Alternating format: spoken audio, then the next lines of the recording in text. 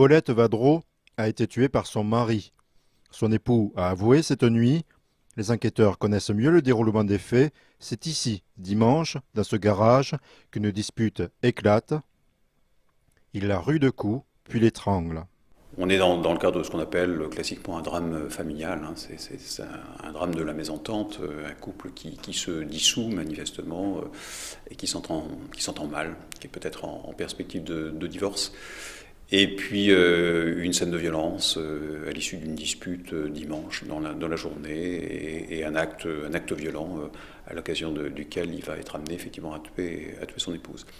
Et puis ensuite, il va souhaiter faire disparaître le corps. Ça, c'est établi en campagne et d'ailleurs partiellement le calciner, puisqu'on sait qu'il a tenté effectivement de faire brûler le corps avec du carburant, avec de l'essence. Alors maintenant, l'identité est tout à fait établie. L'autopsie a été réalisée hier. Des comparaisons dentaires ont été effectuées également. Donc il n'y a pas de doute sur le fait qu'il s'agit bien de cette personne. Mais encore fallait-il effectivement l'établir de façon certaine, puisque le corps était tout de même très, très endommagé. Un corps retrouvé mardi, démembré, ici, dans ce bois. C'est un peu sordide, mais le corps, manifestement, a souffert d'avoir été pendant 2 ou 3 jours à l'extérieur. Mais il ne ressort pas des constatations médico-légales qu'il l'ait découpé. Dès le lendemain du meurtre, le mari de Paulette Vadreau retourne à son travail de chauffeur magasinier.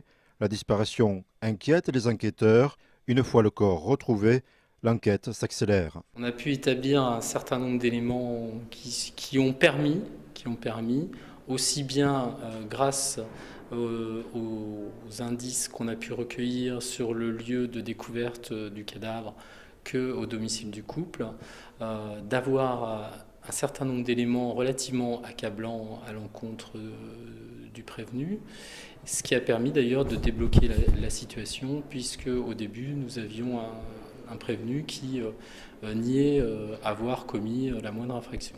Un certain nombre d'éléments matériels et objectifs qui ont permis notamment, comme le disait monsieur le procureur, de déterminer que le véhicule du couple avait été utilisé notamment pour transporter le corps sur les lieux de crémation.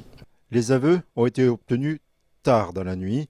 L'acte n'était pas prémédité. Il est actuellement présenté devant le juge d'instruction du tribunal de Troyes. Il sera mis en examen dans la soirée sous la qualification de meurtre aggravé par le fait que les faits ont été commis par le conjoint de la victime. Ce qui est une circonstance aggravante, c'est pas ce qu'on appelle un assassinat, mais c'est un meurtre aggravé. Et à ce titre-là, il encourt la perpétuité. Le meurtrier a été déféré aujourd'hui à 17h.